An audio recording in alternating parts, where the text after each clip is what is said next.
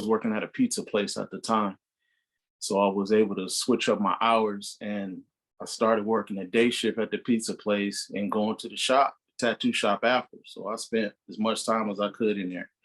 And she basically was like, well, both of them were like, you know, the more time you put in, you know, the more you're going to get out of it, the quicker you're going to pick it up, you know, and you can move along. So shit, that's what I did.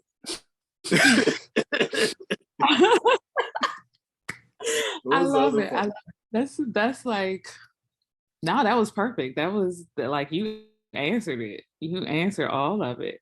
I want to contrast that with, I'm sorry, with hearing a lot of other people's stories. For me, and I haven't had this year makes 28 years.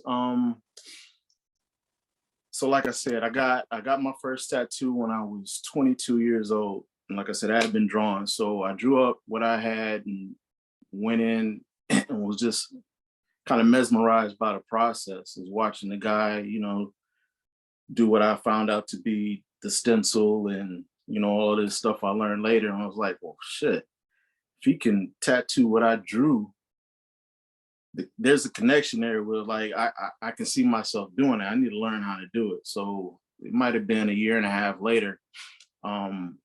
I was at this park across from West End Tattoo, and I saw the little neon sign with the heart neon sign that said tattoo. I was like, shit, I'm gonna go in there and I'm gonna ask, right? So I brought my portfolio with me because, you know, I was like, I'm ready.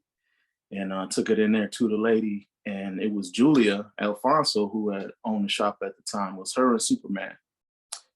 And they, I just walked in. I was like, "What's the process? How do you learn how to tattoo?" And she was like, you know, she was like the mom, you know.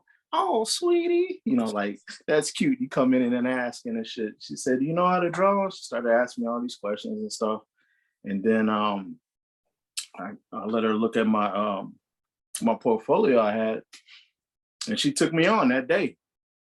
And I've been tattooing ever since. I heard Julia is like